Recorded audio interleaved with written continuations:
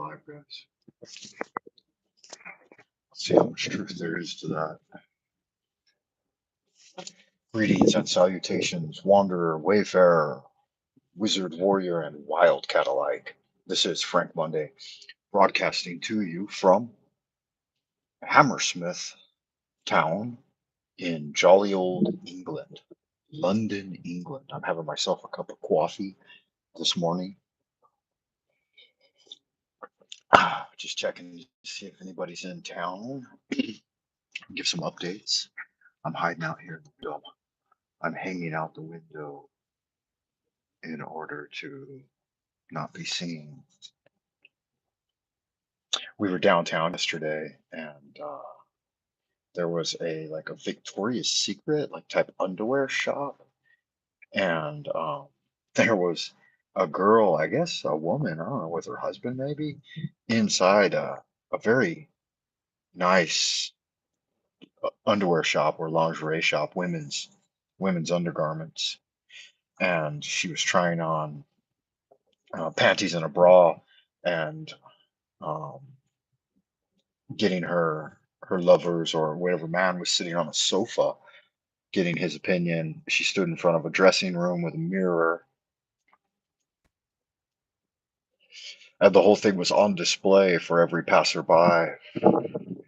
And my son was a little bit shocked. He said, "Wow, they really don't have any shame, huh?" He was amazed. He said something like that could never happen in China, because the women would feel very self-conscious and insecure, embarrassed at being on public display in their underwear. And I said, "Yeah." We walked by, and I looked in. She's a pretty gal, tall, nice figure in her underwear. And I said, "Yeah." We looked at her, and everyone did. Hundreds of people walking by or whatever. Nobody really paid any attention, and she didn't pay any attention to it. And I thought, yeah, it's just normal. I mean, she's got no reason to feel shameful of her feminine form. Yeah, I'm here, guys. If anybody's out there in Happy Land, looks like someone might be joining me.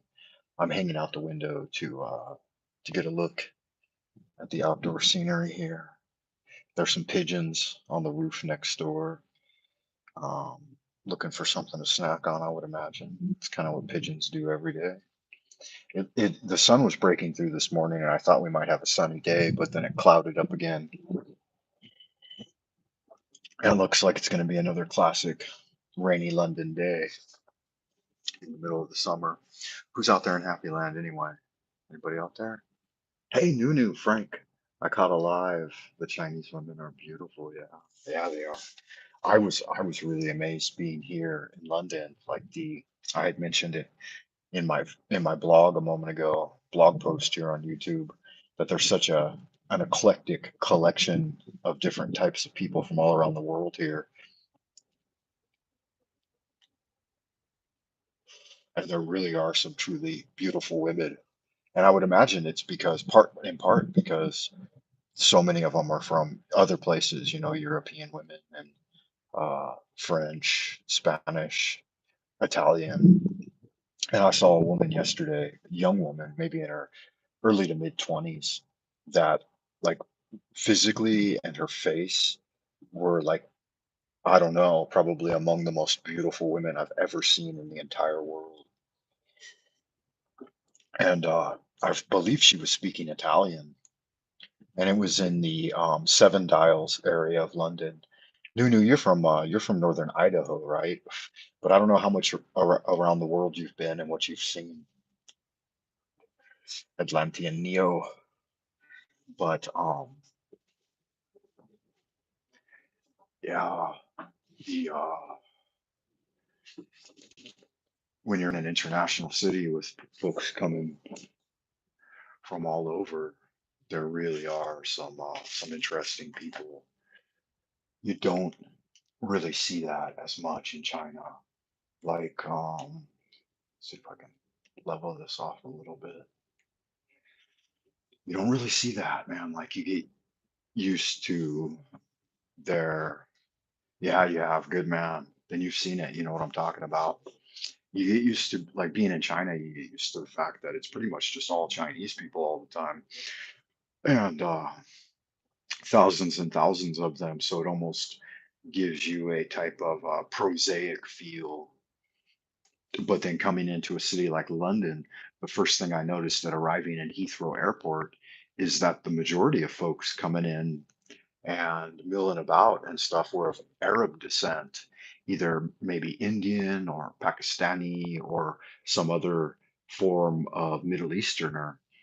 And I knew that was the case because the East India Tea Trade, right? The East India Trade Company from the 1800s, I know they established a strong footing in Africa and India and Asia as well. Not as much in Asia, right?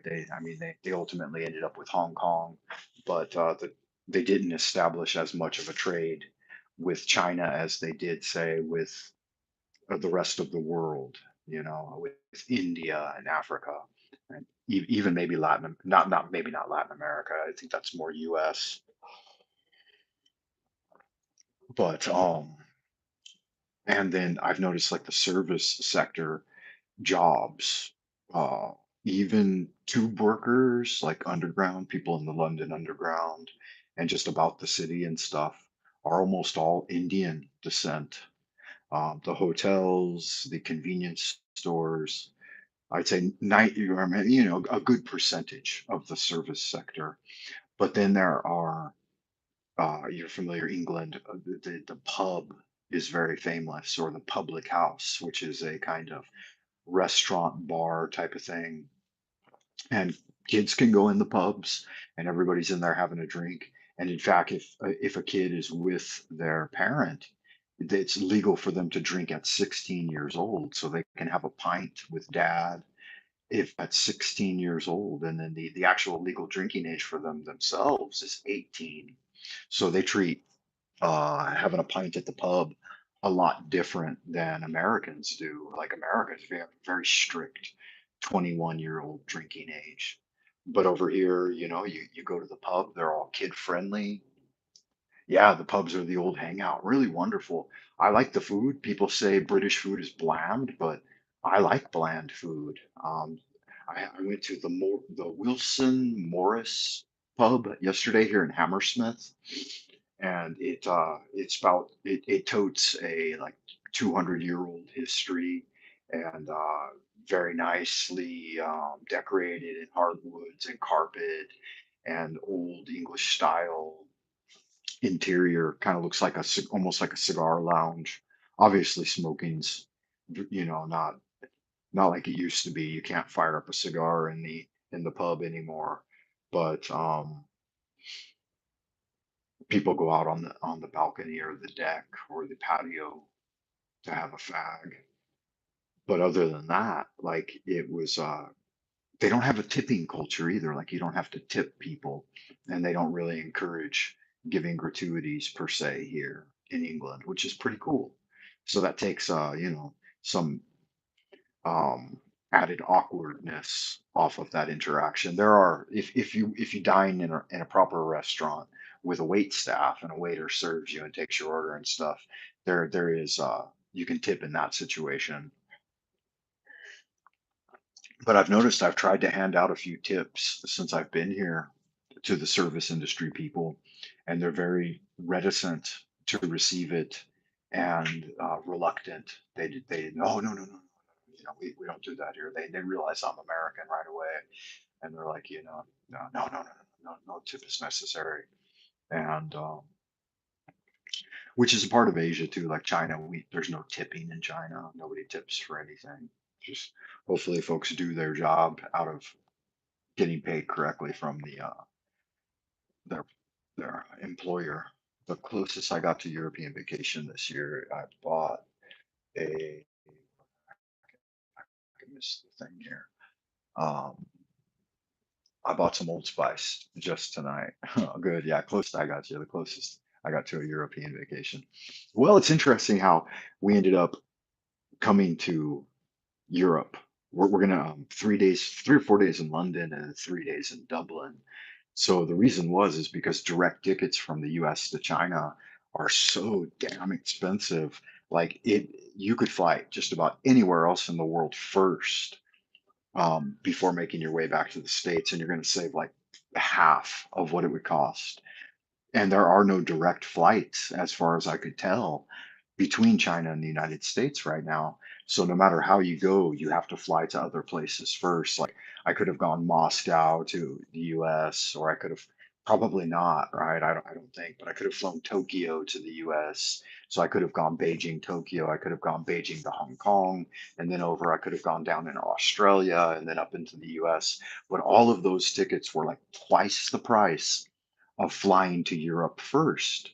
So from flying from China, Asia into Europe, I saved like half the money. But at the same time, then I'm going to spend that money by hanging out, by hotel fees and what is it? Hotel fees and food and dining here in London and in Dublin. But it's worth it because I had originally wanted to visit Ireland this summer instead of going back to the US. Yeah, it is. I feel like it is. Like my intention last winter, we had vacationed in China. We had gone down to Hainan, which is like the southern tropical part of China that people like to go to for vacations in the winter because it's warm.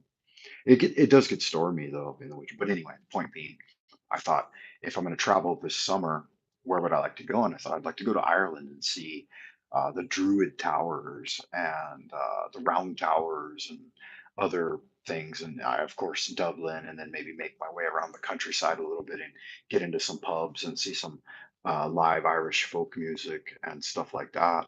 So that was my intent.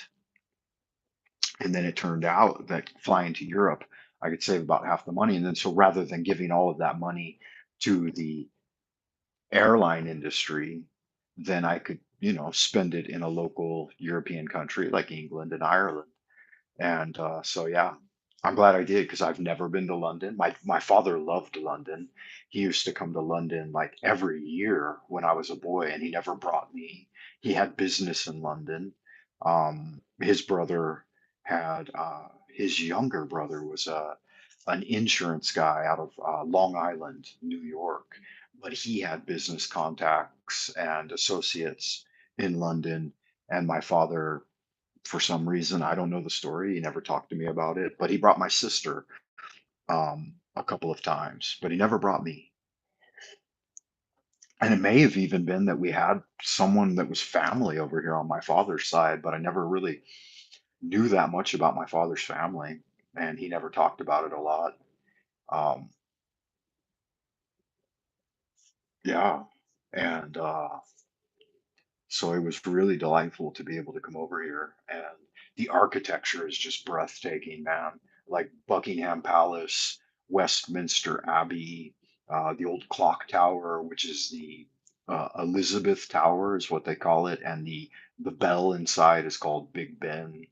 The London Tower and Tower Bridge, and then walking around all of the architecture around and within that, I mean, it really blew my mind.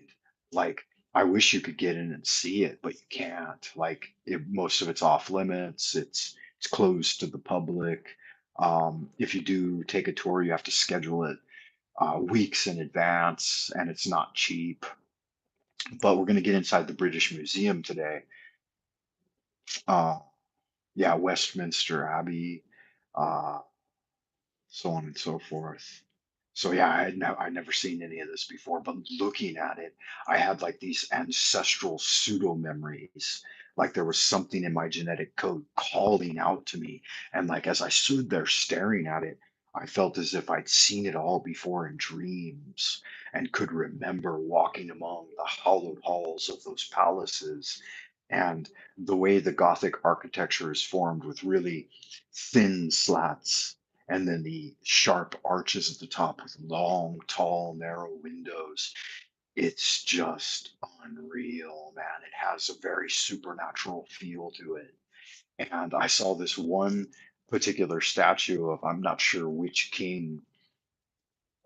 Yeah, Abbey Road. I don't know much about the Beatles, but I know that there's something there, man. I was walking along Abbey Road and I looked up and I saw this statue of an old king carved at the side of the building. And it looked like, like he could be my father or my ancestor or me, even me, maybe reincarnated in ancient history. And this stuff dates back to like the 1500s, supposedly, right?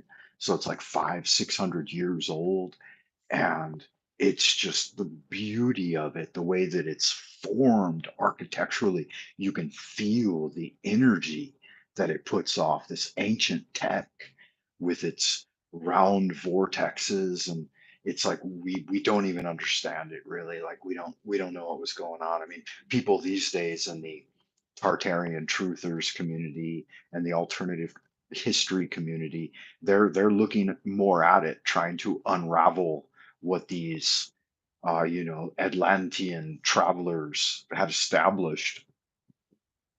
And is it 500 years old? Is it 1,000 years old? Is it only a couple of 100 years back when they were doing these kinds of things? We really, I mean, we can look at a strictly historical view, and it's all clearly delineated by dates and all of that. But yeah, they have these portal vortexes, yes. And standing there, it changes your energy formation. You can, I mean, the ordinary individual doesn't even fucking know, man. These guys are, I'm watching these tourists and they're just walking by oblivious as to what they're looking at, and they can't feel it. They're not awakened to it. But when I stood in front of it, man, I was transposed. My brain literally picked up a frequency and a vibration that was otherworldly, and I was experiencing these, like I said, ancestral genetic pseudo memory of having been there and walked among those halls, and I could feel the spirits too of the ancients moving about the architecture and observing me. And when I saw that statue that was reminiscent of like one of my ancestors, it spoke to me, man. And like, not so much in words, but it spoke to me on a subconscious level. And I thought, wow, there's a really strong reason why I got pulled here. Like, the average individual just doesn't get it. They're just they're milling about buying stickers and T-shirts. Yeah, there was something there for sure.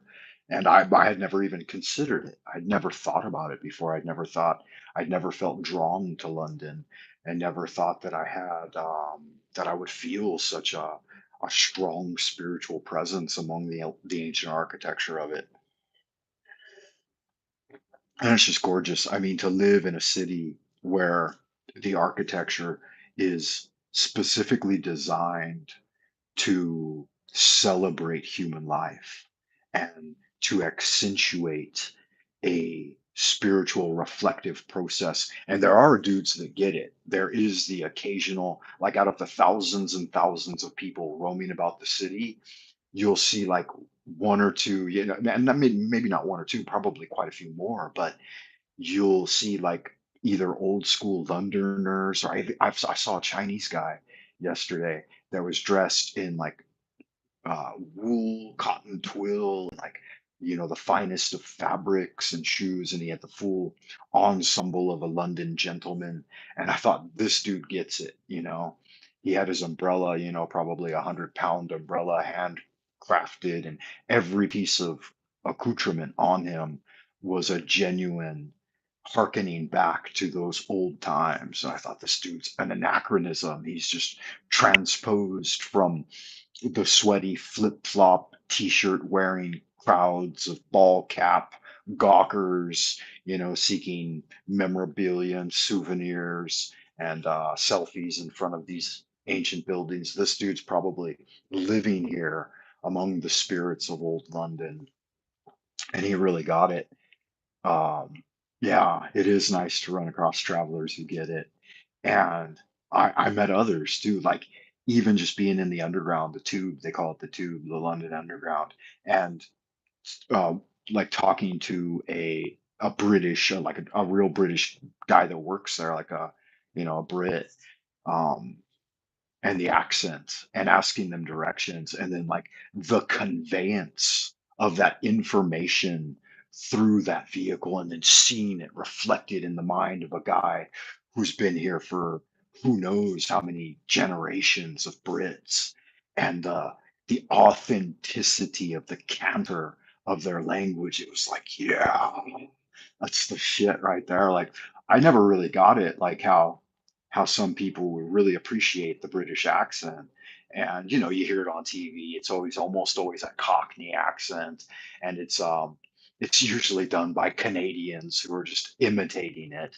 But when you're here at street level and you speak to a genuine Brit who like articulates with the canter of a lyric melody, it just blew my fucking mind. Yeah, I was like, wow, I could just stand here and ask you questions and get you to respond. He's a busy guy. He's working in the underground. I'm not going to do it, obviously. But that just, that 30 seconds of transmission was one of the most wonderful things I had encountered the entire day. That combined with the just breathtaking architecture, it just blew me away. And that happened several times. And I found that, I was on the subway, on they call it the tube, pardon the American, um, pardon the American jargon, but in the London Underground, and listening to some of the birds, some of the lassies speaking that proper London English and British English, and it's just lyric, man. It has a different feel and a different canter than American English, and I just really felt drawn back, and I looked at some of these women, and I thought, God, it might really be amazing to have that woman as a wife or a lover, for a decade or two, or into the abodes of the future. It's it's pretty awesome, man. Yeah, there is. There's sacred geometry in the architecture at every corner. Like, it astounds me. It's all throughout the entire part of the inner city, and even out here, like, I'm halfway to Heathrow Airport, so I'm in a township called Hammersmith, and it's you can even see it apparent in these buildings are easily Victorian, like they're probably built just within a couple of hundred years, but scattered all throughout all of the fucking island, man. There's stuff dating back probably 500, 600 years, maybe even 800 years. I don't know. If we consider something like Stonehenge, which goes back easily 1,000 years, right? So like 1200 AD, then we're dealing with something that kind of surpasses modern man's ability to fathom. Like, of course, there's historic records and they can talk all about how it was done and stuff, but that doesn't touch upon the genuineness of there's really no way to know it, and to know the situations and stuff. And even if you get a very, very thorough historic understanding, you really still don't have that direct connection. But then again, like when you just talk to a descendant of those people, the frequency is still there. The frequency is in their method of dissertation, the way they convey information to you. It's all still right there. Like, there's a truth to it. Oh yeah, there's nothing going on today. We're living in steel glass boxes that are just soulless, that have one thing in mind, like efficiency and economy and just ugliness. They in no way celebrate the human spirit. But these ancient, man, they're not even ancient. I mean, so like I said, some of it's only 100 years old, anywhere from 100 to 1,000 years old. But seems like there was an entire renaissance in architecture where they really celebrated humanity. And historical accounts of some of these buildings, they say they were built in a year or 2 years, and it's unfathomable, the level of their technology. If they were able to build that kind of beauty and symmetry and architectural integrity that is still standing hundreds and hundreds of years later, and they did it in a year, or they did it in 2 years or something like that. It just it doesn't jive. Like what's in the historical record, and what you see when you experience looking at it. And even with all of our modern tools and industry, they can't even successfully work on it, or improve it in any way or preserve it in any way.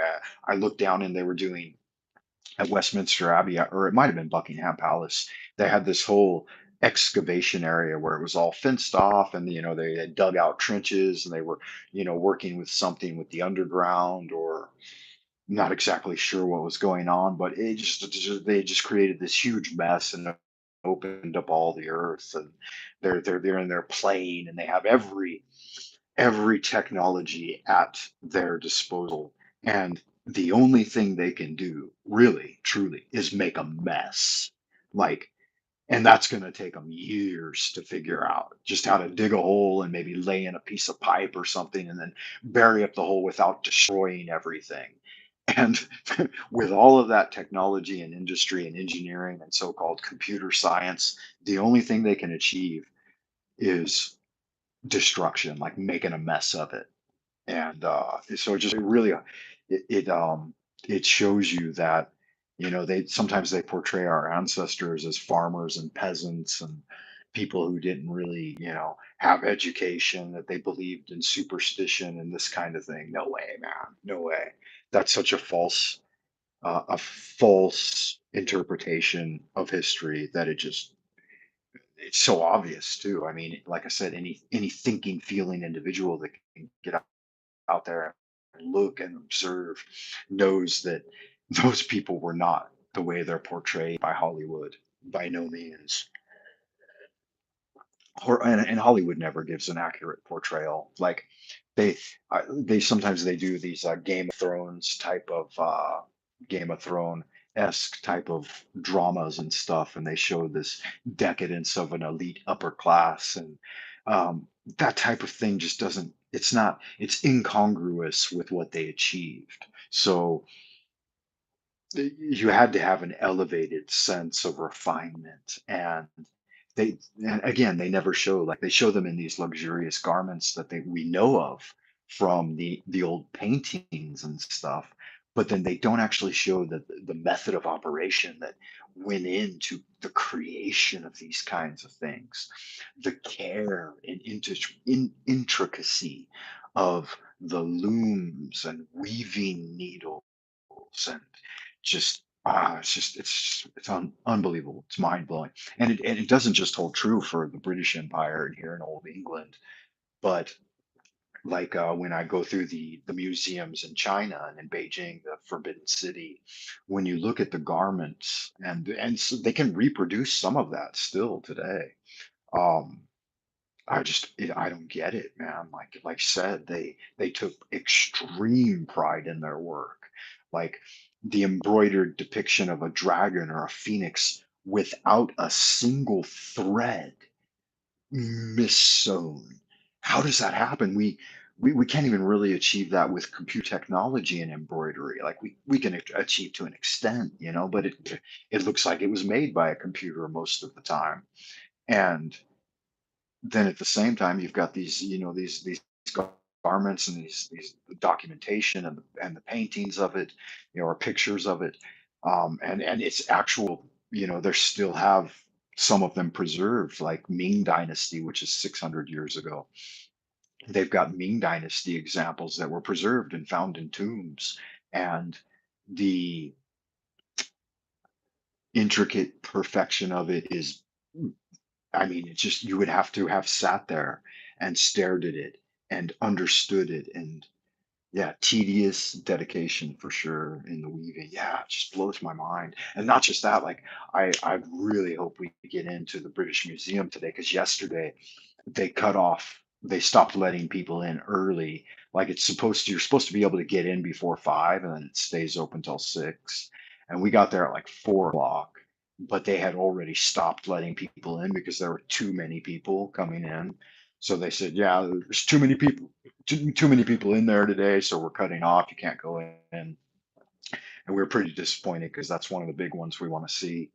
But there are Bibles and old books in there that have been preserved from hundreds and hundreds of years ago, all the way back to the 12th, and even before. I mean, we're talking Egyptian antiquities and Chinese antiquities and all of it. The British Museum is the largest collection of old world antiquities in the world.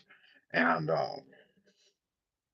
they took that same care into layering, gold and silver and emerald paints onto paper, not just paper, it's vellum made from skin and different types of animal skins, and the whole technology of it is just unreal. And I really wanted to get in there and see some of those ancient books and just be open to whatever they've got on display and just take it all in. Yeah, it's going. Hopefully, we can get down there today. They say that it opens at 10, and it's 9 a.m. here now, and it opens at 10 a.m. And so that's going to be our big one for today, is the British Museum. And there's a really great area over there too, like Soho of London, and quite a few things. I mean, I've been looking at the maps all morning, and yesterday I was looking at maps and tour guides and listening to other people speak. Vlogging from YouTube about London and trying to, create the best effective plan. Yesterday was our palace day. We went to all of the downtown sites and palaces, and really good fun, man. Good fun, having a good time. I'm glad I had the opportunity to come over here and enjoy this. I'm throwing together a bit of a photo presentation from some of the pictures that I shot yesterday. I got it on the laptop. I just went on live stream in order to allow it some time to process, because the computer has to process compiling it all. And then I'm going to throw a bit of a voiceover on it. I think it should be 5 or 6 minutes long, and then I'll upload it to YouTube and see how that works out. I'll show you some of the pictures we took yesterday, some of our roaming about the city, and then yeah, a little travel vlogging. Hopefully that works out. I figured I wanted to do it fast and easy because otherwise I'm not going to get it done. I'm in the throes of it. I'm traveling right now, and staying in a little hotel, and my son's still sleeping. So when he gets up, we'll get our act together, man. Go down to the pub and have ourselves a traditional English breakfast with they got free refills on the hot coffee, which I appreciate. I appreciate drinking copious amounts of coffee. I haven't had a proper afternoon tea though, but today's Sunday, and they say that's one of the big things to do. The city's just packed with people though, man. There are quite a few people visiting London this summer. So good, and good on you. Thanks for tuning in, Nunu, man. Good to see you. I hope everyone else is doing well out there in Happy Land.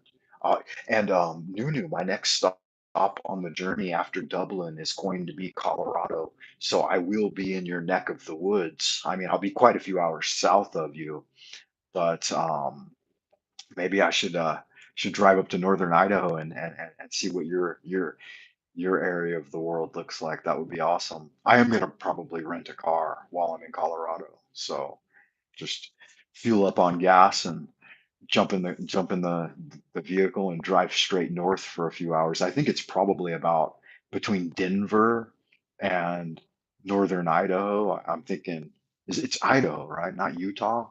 Idaho goes Colorado, Utah, Idaho, I think, if I remember correctly. Wyoming. Wyoming's north of Colorado, and then you go Nevada, and I think it's Utah's the Mormon one, and then north of Utah is Idaho, if I got my map correct. Anyway, yeah, that'd be fun. That's Yellowstone territory up there, if I can remember correctly. But yeah, I'm gonna roll into the abodes of the future. I hope y'all good looking sexy people stay well out in Happy Land. Please hit the thumbs up, everyone. Leave a comment down below. Let me know how you're doing. And I will see you on the next transmission. Until next time, ad Astra per Aspera, and keep doing magic. Rex Bear Country, yeah, that's right. He's down there in Colorado. Huh? Yeah, Idaho. What did there was a girl from Idaho went down to Texas one time, and the girl said, "Where are you from, sweetheart?" She says, "Idaho." He said, "Well, that's dandy because I was a Texas hoe." All right, y'all good looking sex people, stay well. Until next time, bye for now.